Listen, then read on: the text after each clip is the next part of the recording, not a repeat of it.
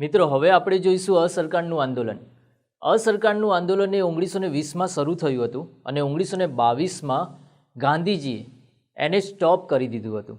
તેના કારણો પણ જોઈશું અને આ અસરકારનું આંદોલન શા માટે થયું એ પણ જોઈશું. પણ એ પહેલાં વાત કરીએ કે અસરકારના આંદોલન કરવાની જરૂર શા માટે પડી હતી. તો એ માટે 3 મુદ્દા અગત્યના છે. એ જ પહેલાં આપણે જોઈએ કે 1919માં 13 એપ્રિલે આપણે એક વાત કરી હતી ને તે હતી જલિયાવાલા હત્યાકાંડ. આ પંજાબની અંદર જે આ હત્યાકાંડ થયો હતો એના જ વિરુદ્ધમાં ઉપરાંત ઓર એક બીજી બાબત આપણે જોઈએ કે રોલેક્ટ એક્ટ આવ્યો હતો, જેને ગાંધીજીએ કાળો કાયદો ગણાવ્યો હતો, જેણે ભારતની જે પ્રજા હતી એની જે વાણી સ્વતંત્રતા હતી, હરવા ફરવાની સ્વતંત્રતા હતી તે છીનવી લીધી હતી. અને એ જ રીતના ત્રીજો મુદ્દો જોઈએ તો એ ખાસ હતો જે હતું ખિલાફત આંદોલન. આ ખિલાફત આંદોલનની અંદર ભારતની અંદર જેટલા પણ મુસ્લિમ હતા એ સમગ્ર મુસ્લિમ સમુદાય હતો એ અંગ્રેજોની વિરુદ્ધમાં થઈ ગયો હતો.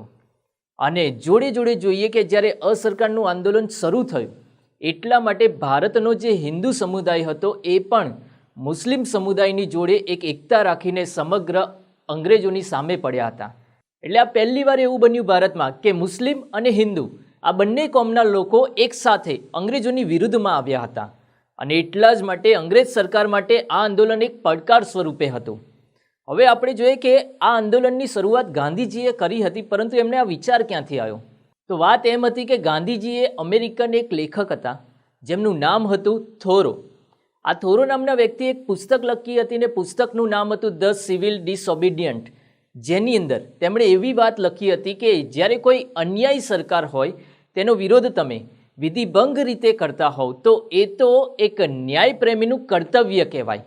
અને એટલા જ માટે આનાથી પ્રેરણા લઈને ગાંધીજીએ એક અહિંસક આંદોલન શરૂ કર્યું અને એ આંદોલનનું નામ એટલે અસરકારનું આંદોલન. મિત્રો હવે જોઈએ કે આ અસરકારનું આંદોલન છે તે કઈ રીતે શરૂ થયું અને કઈ તારીખે શરૂ થયું. તો ગાંધીજીએ આની શરૂઆત કરી હતી ને એ શરૂઆત કરી હતી તેમણે ખિલાફત આંદોલન, જે પંજાબનો હત્યાકાંડ હતો અને રોલેક્ટ એક્ટના જવાબમાં શરૂઆત કરી હતી. અને એ શરૂઆત કરવાની તારીખ હતી 1 ઓગસ્ટ 1920ના રોજ. તેમણે આ શરૂઆત કઈ રીતે કરી? તો અંગ્રેજોએ ગાંધીજીને એક ખિતાબ આપ્યો હતો અને તે ખિતાબ એટલે કેસરે હિંદનો ખિતાબ. આ કેસરે હિંદનો ખિતાબ એ અંગ્રેજોને પાછો આપીને ગાંધીજીએ અસરકારના આંદોલનની શરૂઆત કરી હતી. હવે આ જે 1 ઓગસ્ટ 1920 છે ત્યારે એક બીજી ઘટના પણ બની હતી અને તે ઘટના એટલે આપણા એક મહાન નેતા હતા જેમનું નામ બાલ ગંગાધર તિલક. તેમનું મૃત્યુ થયું હતું. અને આ બાલ ગંગાધર તિલકની યાદમાં જ આગળ જઈને જ્યારે અસરકારના આંદોલન માટે એક ફંડનું નિર્માણ કરવામાં આવે છે ત્યારે એ ફંડનું નામ આપવામાં આવે છે તિલક સ્વરાજ ફંડ. અને આપણને આ જોઈને નવાઈ લાગશે કે તે સમયે આ ફંડની અંદર 1 કરોડ રૂપિયા જમા થયા હતા. અને આ 1 કરોડની અંદર તો આપણા ગુજરાતમાંથી આવ્યા હતા 15 લાખ. એટલે આ બંને રકમ આપણા માટે પરીક્ષાલક્ષી થોડી કહેવાય.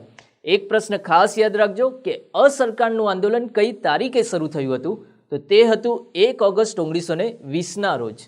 હવે તે જ સમયે ઇન્ડિયન નેશનલ કોંગ્રેસને આ જે આંદોલન ચાલી રહ્યું હતું તેમાં ભૂમિકા શું હતી? તો તેના જ માટે ઇન્ડિયન નેશનલ કોંગ્રેસે 2 ખાસ અધિવેશન બોલાવવામાં આવ્યા હતા.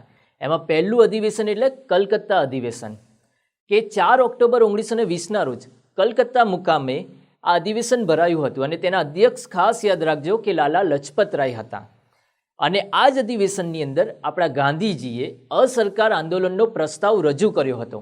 એટલે એવો પ્રશ્ન પૂછાય કે અસરકારના આંદોલનનો પ્રસ્તાવ કોણે રજૂ કર્યો હતો? તો ગાંધીજીએ. અને કયા અધિવેશનમાં? તો કોંગ્રેસના કલકત્તાના અધિવેશનમાં.